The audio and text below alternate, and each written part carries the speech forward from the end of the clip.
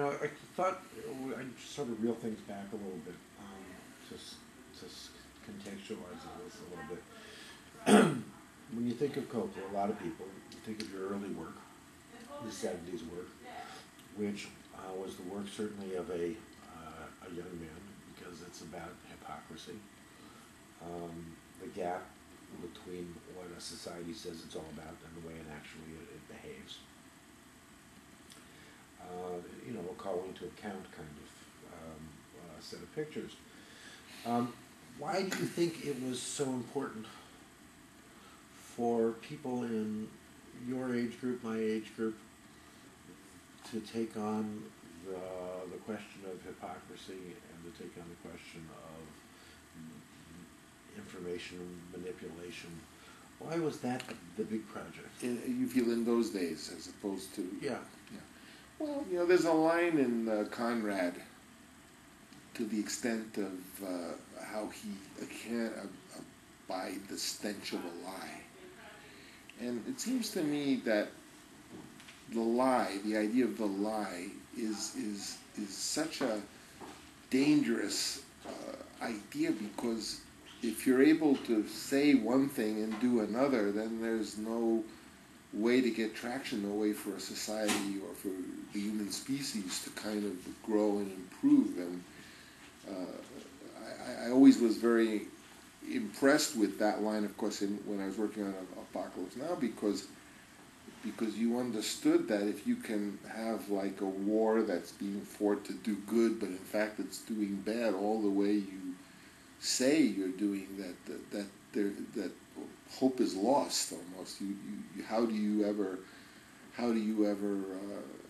get the benefit of all our gifts, or all the human gifts to improve, if you just lie about what you're doing? And I guess that's what hypocrisy. I mean, of course, the line, I remember John Milius, when he wrote that script, the line that was so important, and I think he read it somewhere, is he says, some general says, we teach the boys, the soldiers, to drop fire into people's homes, but won't allow them write the word fuck on their airplanes. The idea that morality could become so misused struck me as, that's what makes wars possible. Who wants to send people to go do something bad? You only send them to do something good, and both sides are praying to their God and blessed, and their soldiers are given the blessing and what have you. Ostensibly they're going to do good. How could that be? That only can happen because someone's lying, or they're all lying. Well, it seems to, as the 70s came to a close and Apocalypse Now was over, aside from all of the other kinds of financial considerations that go into making the kinds of pictures that you choose to make, it seems to me that there had been a kind of a gestalt shift inside of you, and that you started asking the next set of questions. That a more mature man starts to ask, not what I'm against, but what I'm for. And in part, you can look at a lot of the pictures of the 80s, the young pictures, Rumblefish, the S.E. Hinton stuff, as a beginning of a different kind of quest. No longer were you going to necessarily take the national pulse and regard it as your mission to explain America to itself, but that your interests turned in another way.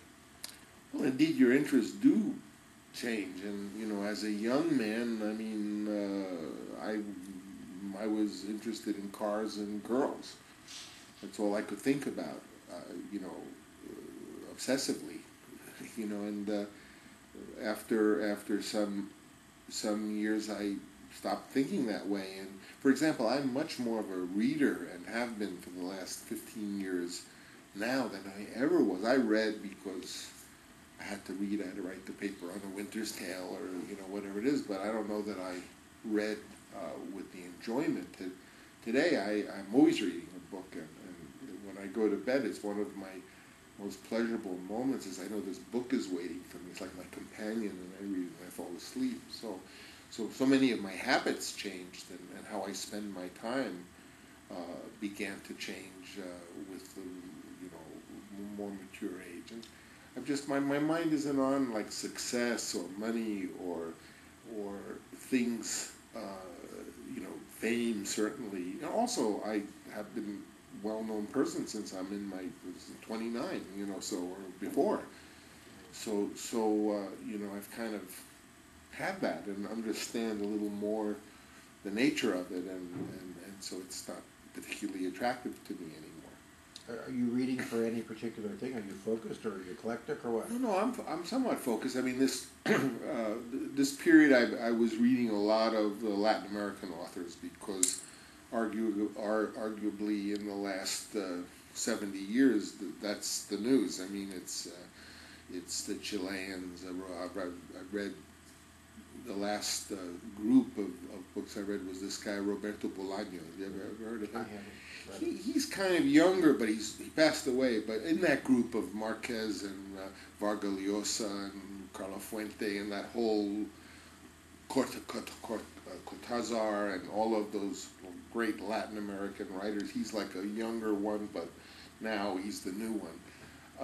So I deliberately was trying to understand and read also poets.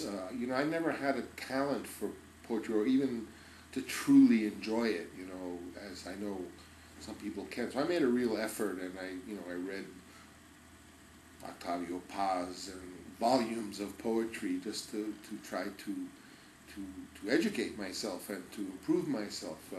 Right now, at the second, I'm reading The Red and the Black. So I tend to read, but that was left over from when I did my Latin American. I had never really read that. I always wanted to. Actually, I'm quite enjoying it. But I tend to read great books because, you know, I figure if I've got the time to read a book, I should read The Red and the Black if I've never read The Black, or I should read Don Quixote, or I should read something that is so important to our culture. So it's hard for me to read contemporary authors, although certainly these South Americans have to be considered. But they represent a movement. Have your thoughts about America changed over time? Well, you know, as a little kid, you know, I was raised Italian-American family, and I had a mother who said to me, "Francis, you're so lucky you're an American. America's the greatest country in the world." And my father said, "Yes, but you're also Italian, and Italy produced some of the greatest painters and musicians, the greatest cultural events." We always thought we were really lucky being both.